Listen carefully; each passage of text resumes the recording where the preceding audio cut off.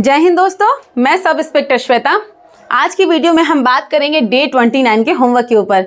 Day 20 तक के homework में हमने बहुत सारी चीज़ों को कवर कर लिया है। अब बस कुछ चीज़ें बची हुई हैं जिसे हम जल्दी ही ख़त्म कर लेंगे।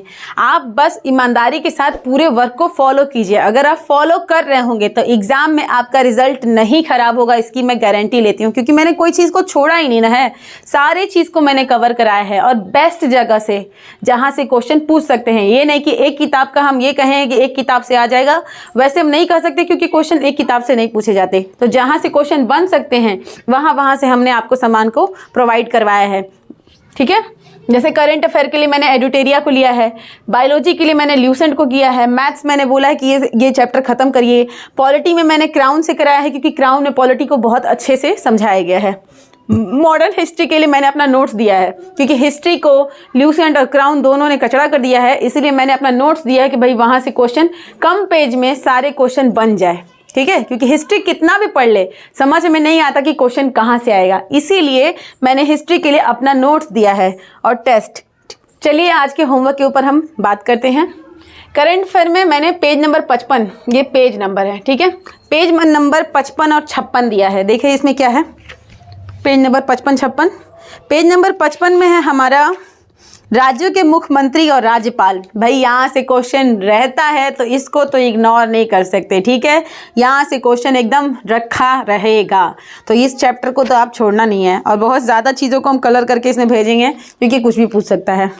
फिर पेज नंबर 56 में केंद्र शासित राजधानी, उप राज्यपाल और प्रशासक। भाई बहुत अच्छा चैप्टर है, यहाँ से क्वेश्चन एक करंट में है तो ये एकदम इंपॉर्टेंट चैप्टर हो गया। जैसे नहीं होता है, कुछ चैप्टर होते हैं जहाँ से क्वेश्चन आएंगे नहीं आएंगे, पर यहाँ से तो डेफिनेटली आएंगे। यहाँ से हर साल एसआई में पेपर में रहता है क्वेश्चन, तो यहाँ से पूछेगा।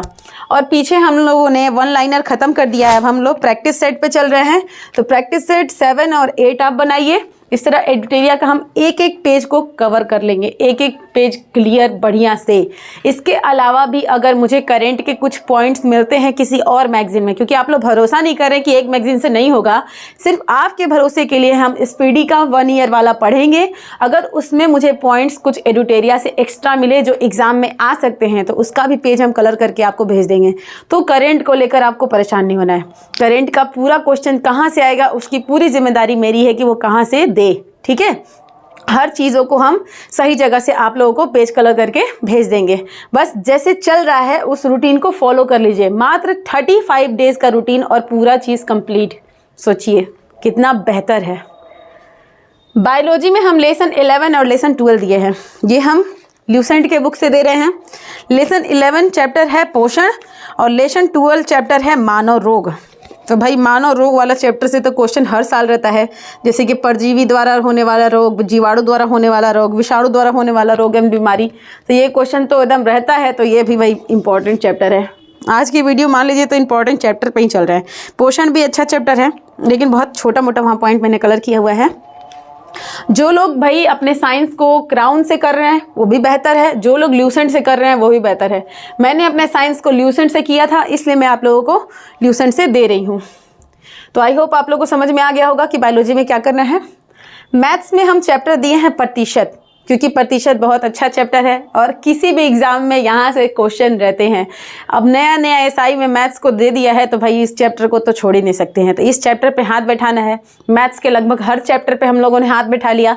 एनालिसिस में मैंने कुल 12 चैप्टर आप लोगों को दिया था, जिसमें 6 इंपॉर्टेंट दिया था और 6 उसके आसपास के चैप्टर का मैंने नाम दिया था। ये क्वेश्चन एग्जामिनर अगर पूछ सकता है 6 के अलावा, तो यहाँ से पूछेगा। तो आप लोग को बस उस चैप्टर को कर लेना है जितना मैंने बताया है। अगर मुझे रूटीन से आप फॉलो कर रहे होंगे तो हर चैप्टर को हमने टच कर लिया है और कुछ चीज़ें रिपीट चल रही हैं। पॉलिटी में हम 8.13 और 8.14 चैप्टर दे रहे हैं क्राउन से। 8.13 में हमारा न्यायपालिका चैप्टर है, बहुत इंपॉर्टेंट चैप्टर है, यहाँ से भी क्वेश्चन एग्जाम में रहता है। और 8.14 चैप्टर में राज्य की कार्यपालिका चैप्टर है, तो यहाँ से भी क्वेश्चन रहेगा। और जानते हैं सबसे अच्छी बात क्या है, क्राउन ने इन सब चीज़ों को इतना खूबसूरत तरीके से लिखा है कि कोई पॉलिटी ना भी समझता हो ना, तो एक बार क्राउन को रीडिंग करके देखे, एकदम उसकी पॉलिटी अच्छी हो जाएगी। इतना अच्छे से पॉलिटी को यहाँ पे लिखा गया है समझाकर, और मिस्टेक भी बहुत कम है, बहुत कम मिस्टेक है बुक में, ठीक है। जैसे ल्यूसेंट भी बहुत सारा मिस्टेक किया है, वर्णमाल को हमने अभी तक ऐड नहीं किया भाई, वर्णमाल में बहुत भर भर के मिस्टेक किया गया है, तभी मैंने नहीं उसको ऐड किया है। ज़रूरत ही नहीं मुझे पड़ी कि मैं वर्णमाल को ऐड करूँ। और अगर आपको टेस्ट देना है इस चैप्टर का, तो बस ल्यूसेंट ऑब्जेक्टिव जाइए और वहाँ टेस्ट दे दीजिए, ठीक है। नए नए टेस्ट में इस क्वेश्चन को नहीं ढूंढिए, बुक पढ़िए, टेस्ट दीजिए वहाँ से जहाँ से क्वेश्चन बन रहे हैं, ज़्यादा नहीं।